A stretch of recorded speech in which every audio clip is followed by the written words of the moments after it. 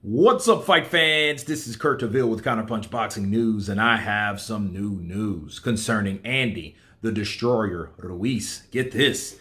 Andy Ruiz to get a title shot if he beats Luis Ortiz in the WBC title eliminator on September 4th. Former unified heavyweight champion Andy Ruiz is in a perfect position to earn a second world title shot if he defeats 43-year-old Luis Ortiz in a WBC title eliminator on September 4th on Fox Sports pay-per-view at the Crypto Arena in Los Angeles. The higher-ups with the World Boxing Council must really like the number 5th ranked Ruiz for them to sanction his fight against number 8 ranked Ortiz as an official title eliminator with their organization. Ruiz has a large fan base in the U.S., which obviously helps him when it comes to getting the express straight to the top for another world title shot. In a perfect world, Ruiz would have to fight at least 2 quality opponents, i.e. Deontay Wilder or Joe Joyce, for him to become the WBC mandatory to now retired champion Tyson Fury. Instead, Ruiz is getting an easy path with the soon-to-be 44-year-old southpaw Luis Ortiz in a WBC sanctioned title eliminator.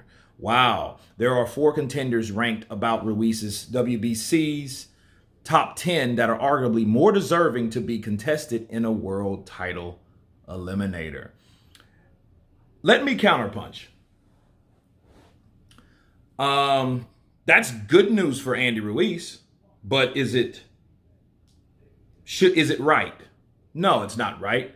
No, he's not deserving. Why is he deserving? As far as I'm concerned with Andy Ruiz should have at least fought somebody of quality. Okay?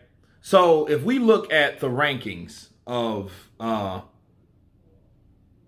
WBC, okay, and we will see this here as far as... So if we look here at the WBC's rankings, okay, now as you guys can see, we have Tyson Fury as the champ, okay, the Gypsy King, okay, the number 1 ranked is Deontay Wilder, okay, which is his number 1, and that's a totally different video why he's there. Number 2 goes to Joe Joyce, which is 14-0, as we know, the juggernaut, okay. 3 is Parker. Joseph Parker's in the number 3 seat. And then the number 4 seat is Frank Sanchez, okay?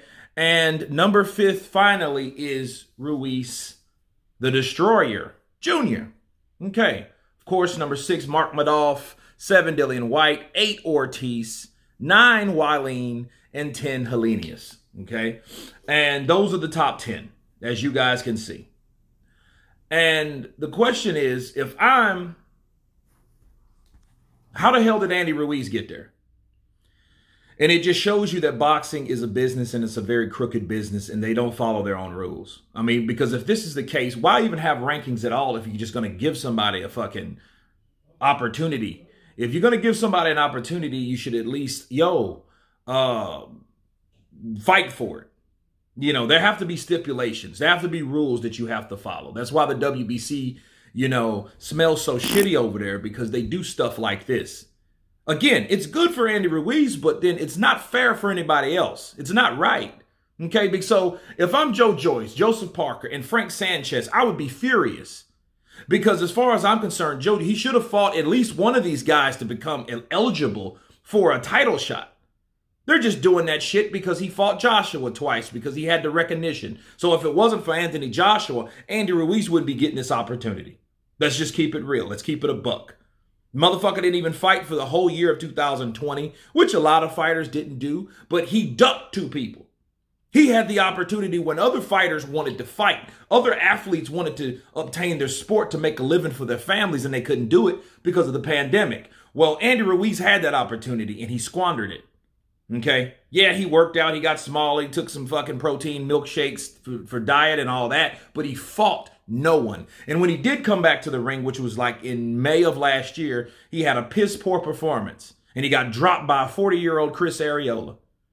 Okay, and he hasn't fought since then, and that's been way over a year ago now. That's been a year, June, that's been like 14 months. So he hasn't fought in a long time. So when it makes September, it'll be 16 months that he hasn't been in the ring. So, and then you give him an opportunity like this to fight someone that looked old as molasses in January, Luis Ortiz. Oh, the same guy that he ducked fucking 2 years ago. Okay, because he feared, and he feared fighting him then. He didn't want to fight him. He said he wasn't ready. You remember that time, and then he went and got a knee surgery, and then he prolonged the shit farther. Then the next week you seen him fucking doing squats, and I'm like, oh, okay, that's weird. Why are you doing squats when you just had a surgery? That makes sense. But anyhow, back to these guys, Frank Sanchez, and here's the deal. If I'm Parker, Sanchez, or Joyce, okay, I'm not even going to mention Wilder because he's a totally different issue. But if I'm those three guys, I would be super pissed. I would be like, okay, if you're not going to do right by me, take me off the fucking rankings. Just please, pretty please with sprinkles on top. Take me off because you guys are shitting on me. You guys are saying, oh, I'm less of an attraction. So why am I even ranked in the first place? Okay, that's what I would be saying. And between Sanchez, Parker, because Parker already beat Ruiz in a close fight, but he still beat him, and then Joyce. Okay, I don't see him beating any of those guys. To be honest, I don't see him beating Sanchez. I think Sanchez will box rings around him because if Joshua was able to do it, Frank Sanchez is able to do that shit. Okay, Joe Joyce, I think he would just run over him. You know what I mean? Eventually, because I think he would take those shots.